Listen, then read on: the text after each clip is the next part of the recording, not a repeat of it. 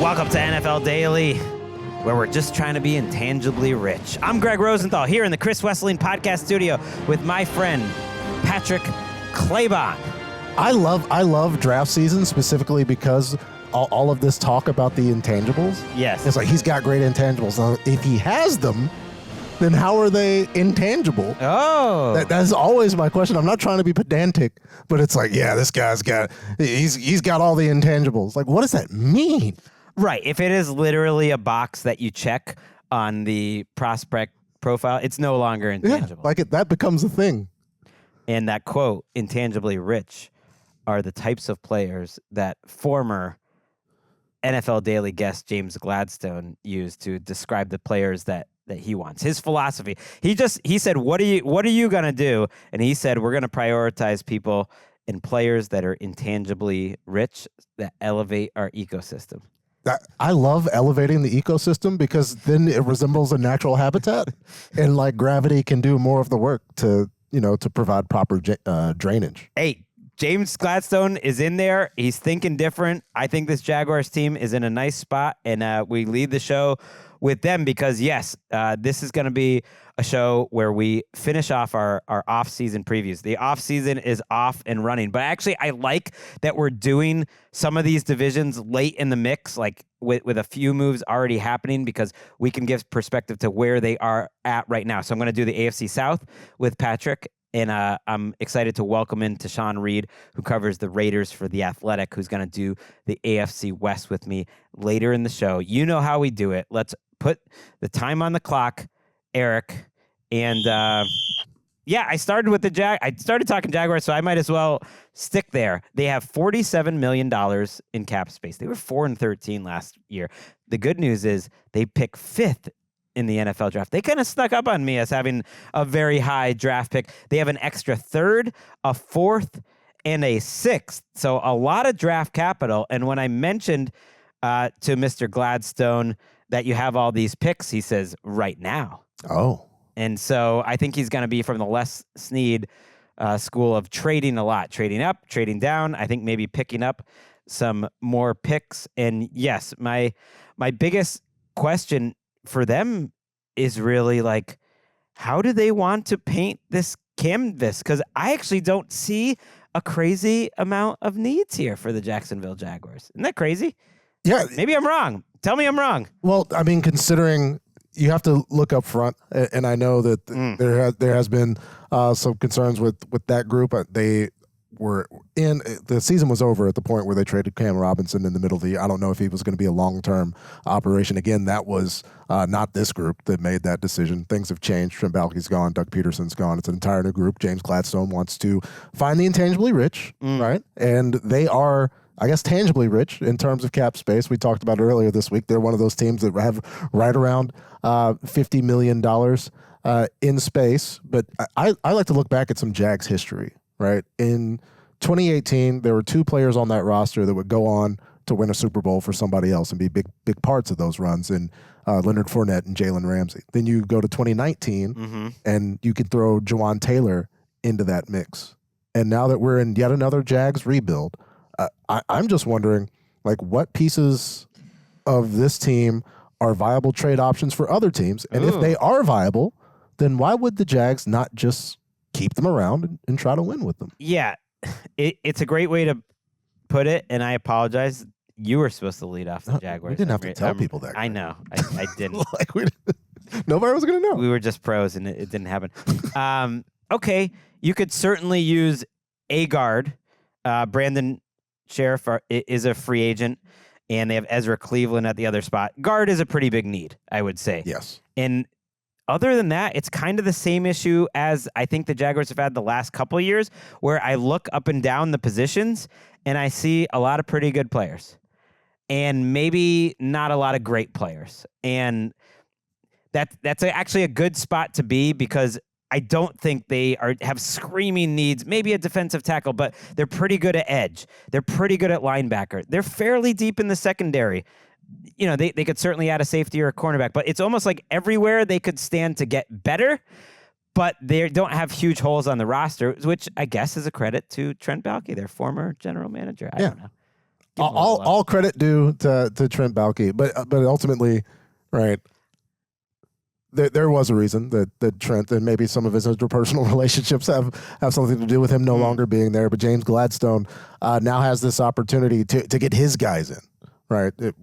Intangibly rich, tangibly rich, however we want to view them.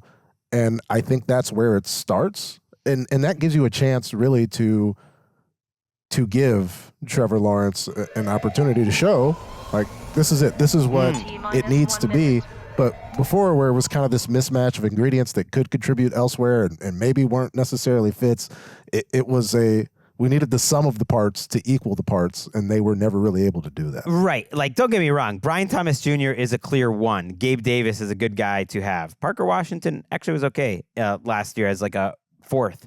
You could use another receiver. You're pretty good at running back. You obviously love where Trevor Lawrence, they've been very strong behind him. You love Evan Ingram. You have two young tackles that you kind of like. The tackles are kind of indicative of the rest of the roster. Walker Little, Anton Harrison, like, okay, but I want them to be even better. But what I think that really allows, and it's going to be interesting because there's a lot of cooks in this kitchen, is this team to push a little harder and be a little more front and center this offseason that I think is getting talked about nationally because it's a new group, new coach, new GM. Sorry, I talked and took up all the rest of the time, but they have a great spot to actually make a big splash right off the bat. The thing that I do not like is this conversation about taking Will Campbell and then moving him to guard because you have these tackles. Like, if you're drafting a tackle, like, let him play tackle. That's my take. That is very fair. I'm gonna go with the Titans next. They have $50 million in cap space. They have the first overall pick of the draft. They have an extra fourth and a fifth. So that's pretty good on day 3. You always like that. And my question is one I want to answer, which is, will Tennessee draft Cam Ward number 1 overall? And I think the answer is yes. What do you think? I think the answer should be yes. Yeah. I'm not certain. I'm not necessarily overconfident in the fact that it will happen. Mm-hmm. I think it should be a yes. And that's the should-will difference that everybody should ask for every mock draft. And if somebody's doing it the right way, they'll tell you if it's a should mock draft or a will mock draft. I think they should draft Cam Ward. I don't know if I'm in the will category yet. Well, they don't have a quarterback. They've made that clear that they don't see Will Levis as the future. And yes, they need everything. And so the common thought is they're going to trade down if they can and get some picks and just like load up on everything. And I'm just thinking, but don't you need a quarterback? And isn't there just kind of one quarterback in this class that's way above the rest? And one of my biggest takeaways leaving Indianapolis was I think Cam Ward is going to go number 1 overall. Now, will it go to the Titans or will it go to the Giants? Would probably be the next most likely. In Vegas, by the way, they have the Giants as even odds to have that pick, which is crazy. Could it be the Raiders? Could it be the Jets? Could it be the Browns? One of those teams loves Cam Ward. Cam Ward is a really good quarterback prospect. The Titans really need a quarterback. So I just think that's the most likely outcome. But I really came away from the combine thinking, like, all this Abdul Carter, all this other stuff, I think one of those teams is going to trade up to Tennessee if Tennessee is not interested in taking Ward. Because if you're the Titans too and you're thinking about trading down, hell, you could move down to 3, get a second or whatever it's going to be and still take Travis Hunter. Like that's good business if you're not into Ward, but I think they should be into Ward. Yeah, they should absolutely be into Ward, and maybe it's one of those butterfly effect type things where perhaps the foot injury to Abdul Carter is leading to the Tennessee Titans ultimately saying, well, we're going to need to get a quarterback at some point. Here's a chance to get a cost-controlled quarterback in for a number of years where it's not 6 first-round quarterbacks in this draft, but that doesn't mean that there's some sort of quality is different from Cam Ward where you're like, oh, this is a bad quarterback draft. No, you got to evaluate the player. Right. And Cam Ward he hasn't done anything to say he doesn't deserve to be taken here. And maybe not every team's going to agree, and maybe the Titans aren't one of those teams. Now, the argument against it is they have needs everywhere. Right tackle, guard, wide receiver. Nick Westbrook-Akina is a free agent right now. Obviously, D-Hop is long gone. You basically have Calvin Ridley and, Traylon Burks if he ever comes back. Tyler Boyd is a free agent. Sebastian Joseph Day is a free agent. They don't really have a ton of free agents. You need quarterback. You need throughout the defense. You need players. You almost need everything. You have these older cornerbacks you signed last year that didn't work at all. You could certainly tend to get younger. You need everything. And yet I look at Brian Callahan. It's like he's in his second year. The GM's in their first year. Like, how long are they going to be patient with Callahan? He doesn't have any ex-players that he used to work with that make a lot of logical sense for me. Like, would they be a Darnold team? Maybe. He didn't have him. He did have Derek Carr, but it seems like Carr is staying in New Orleans. He was with Carr in Las Vegas back in the day, but I don't know. Like, the one great thing the Patriots did last year was we have a lot of needs, but let's just solve the most important need with our third pick. And even if we're not the ones that are going to be there next year, like that was a good decision, not trading down to the Giants. So I would say consider that, Tennessee. Yeah, and there's a way, right, that you can take that quarterback and not actually throw him into a blender and have a miserable season. And have something to enjoy where it's not just, hey, at least. Right. They don't have to be the Patriots. And I don't think they would be that bad. A couple other little decisions to go over with this team. Harold Landry was reportedly on the trade block. So that's something to keep in mind. Usually when that happens, the guy is going to get cut if they can't find a trade for him. And then I mentioned the cornerbacks. I just thought it was they signed L'Jarius Sneed and Chidobe Awuzie last year to big money deals, and now it's like a different GM's in place. That those didn't really work out. It's just something to monitor. They probably can't cut those guys right now, but that could be one where you hear they're on the trade block in camp. You know what I mean? Yeah. Or just see what's going on. I'm not saying they're sunk costs. Maybe they'll rebound and be the players that the Titans were hoping they would be. Yeah, there's a lot on this roster that still needs to be evaluated. Like the circumstances were bad enough where we don't have a full ledger on some of these guys. One of the good things is they're not losing much when you look at the free agents and all that. All right, Titans fans, be a little happier. All right. I don't know why the jab was necessary. Texans, you're up. All right, so the 2025 Houston Texans have made some changes, and generally, we see that they're right around $4 million in cap space, an incredibly talented defense, and a head coach that had that position, the defense in a position to bother a lot of teams. The vast majority of their snaps played by their current free agents were essentially just Stephon Diggs. Jeff Okudah played like 80 snaps. Not a lot of decisions other than that, but there's a real need at wide receiver. They do make the coordinator change and an offensive line coach change. So Bobby Slowick and Chris Strasser are gone. Nick Caley comes in, and Cole Popovich is the offensive line coach. Mm-hmm. We just saw the Philadelphia Eagles have a bad offense, get run out of the playoffs in one season, make a coordinator change, come back, and win the Super Bowl next year. Is a coordinator change enough, Greg, for the 2025 Houston Texans to be what we thought they could have been last year? No. They need to supplement the offensive line and wide receiver. And then that would be enough. I think the scheme change will make the offensive line look better. And yet, ultimately, you've drafted a lot of players early the last couple of years. Here are some second and first round picks by them: Kenyon Green, Juice Struggs, Blake Fisher, who I think they kind of like at right tackle. You need. I don't know if those players are going to work out. Right. Whether it's free agency or not, you still want to be improving the offensive line. And then at receiver, you mentioned Diggs is a free agent. Tank Dell is coming off of an injury that I don't know if you can count on him for 2025. Like whatever he gives you is a bonus if he does give you something. Robert Woods is a free agent. So you have Nico Collins, Mechie, Xavier Hutchinson, who are kind of back of the receiver room guys. And so I think you need a little more juice here with the offense to help Nick Caley out. But generally, scheme can help out offensive line more than any other position. I was trying to go through restructure opportunities to take that space to get that wide receiver. They just restructured Shaq Mason a year ago. PFF had him graded in the 40s. It was not good, and then he got hurt. Yes, going into it. So like the roster, as good as it looks in some spots, in other spots, like you can see where things fell apart. They're up to $14 million. I think with some of the cuts that they made, they also could cut Danico Autry, would save about $10 million. He was suspended last year. He did help them. He got hot towards the end. He did. And so ultimately, I don't think it's great to cut guys who you think can be productive players. I tracked that, their head coach, D'Amico Ryan, said he thought they needed to get better at defensive tackle specifically. He thought that was a need for them. So that's something that you could see them address in free agency or the draft, and also wouldn't make sense to cut Danico Autry necessarily. So those are kind of my three biggest needs for them. But you mentioned it. It is a good spot that you don't have a ton of free agents or like crazy big decisions to make. It might be that time, though, to start looking at re-signing Stingley, though.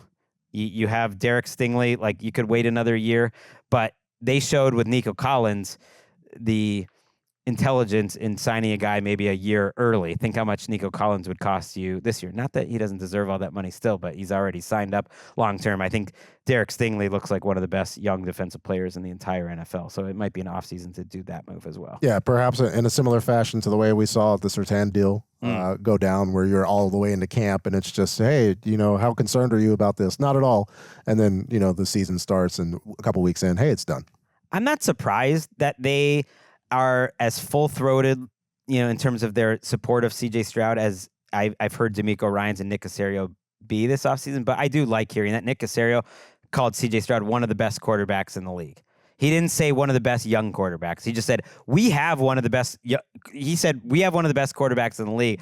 It is on us to make sure we're doing right by him. I loved hearing that because that's how I view C.J. Stroud as well. And that, to me, from Caserio, who doesn't say much, made me think they are still thinking offense this offseason, because maybe it's okay to lean on the fact that you got D'Amico Ryans who can really coach up that defense. And you've put some resources into that as well.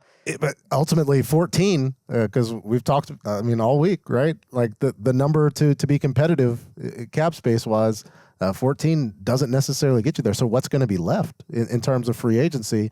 And how much are they going to rely on rookie wide receivers if they go out there and hit a home run? Yeah, but really anybody can do that. Could they restructure Tunsil?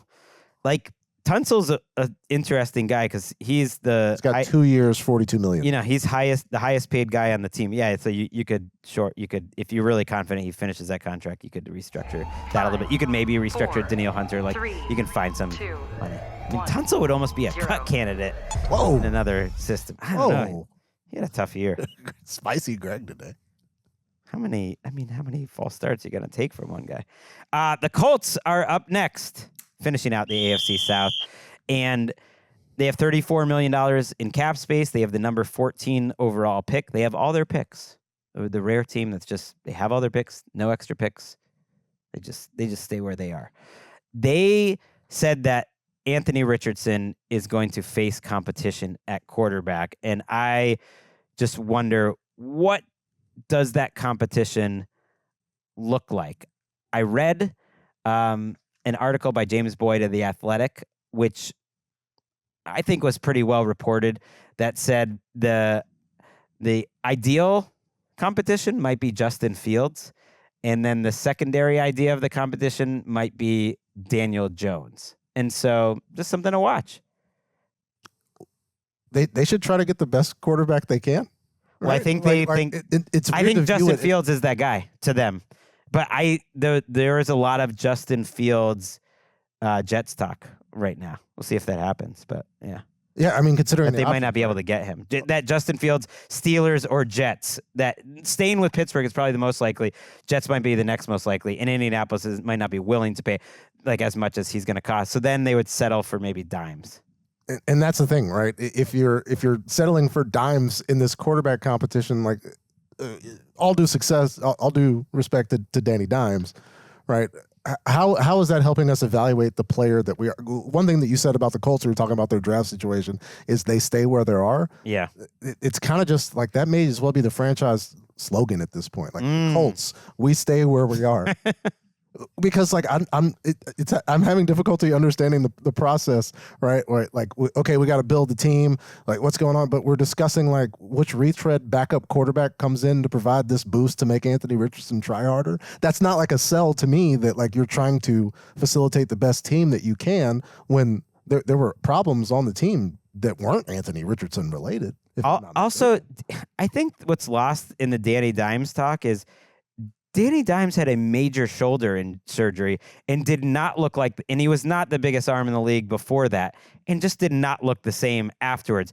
And oh, by the way, he had career-threatening neck injuries before that. And so Dimes doesn't make a lot of sense to me. There are a lot of good enough backup quarterbacks, whether it's Jacoby Brissett, whether it's your old pal bringing back Gardner Minshew. Yeah, Gardner Minshew. Like, he can keep getting away with they're it. good enough as backups, and I think they're probably better options as backups. And that, to me, maybe it's a sign, and James Boyd pointed this out, that this was supposed to be the plan, that they're sticking with Ballard, Steichen, and Richardson. These three guys are going to be the three that you move forward with. And there's now a little bit of cracks in the armor of like, are all three of those guys on the same page? Is Ballard and Steichen especially like on the same page? Ballard, they know they're on the hot seat this year, especially Chris Ballard, but really both of them are. Which is why it's a great opportunity to put the target right on the quarterback's back and say that the offseason conversation is around, who's coming in to be a competitor with the quarterback, and then everybody can focus on that and not necessarily the whole thing that makes you perpetually 8-9 and 9-8. Let's get to that. I'm almost impressed by Steichen that they won 8 games last year because this team has so many problems. Their offensive line is a mess. Ryan Kelly, their center, Will Fries, their guard, heading to free agency. Both are going to get paid pretty well. They're both expected to leave. Their right tackle, Braden Smith, left with a personal matter. There hasn't been a lot of reporting about that. There has been some talk that they could cut him and save a ton of cap space, but that's just a mystery, a guy they gave a lot of money to. So that could be 3/5 of your offensive line right there that you're looking to replace. EJ Speed's a free agent. Julian Blackman's a free agent at safety. Deo Adengbo is a free agent who is a pretty productive edge rusher for them. And then I look at needs. You got a lot of them. They always need cornerbacks. I think they need defensive linemen still. You need a safety still. Like, this roster is in worse shape than I think it's been at almost any point in the Ballard era. And who better, right? Because I think about the circumstance when Lou Anarumo was hired as the Bengals defensive coordinator, where it felt like nobody wanted that job. He was almost the last coordinator to get hired in that cycle, and he comes in a scramble and ultimately has them play within a world championship. Lou Anarumo is the perfect calming force for the chaos that is this Colts team right now. They have some pieces on defense. I mean, Kwity Paye and Latu is a good young group. Your defensive line is good. Your starting one. It's not as deep as it used to be. They could open up some room by cutting Samson Ebukam. Wouldn't be surprised if that happens. But, man, they got a lot of needs. That's just the nature of the AFC South. Unfortunately, over the years, they have had a lot of needs. Patrick Claybon, though. You're checking those boxes. You're intangibly rich. It's tangible. I want to transcend the entire tangibility matrix. I want to be all things. I think you are. Big week for Patrick across all of the shows, and he'll be a big part of next week with free agency kicking off.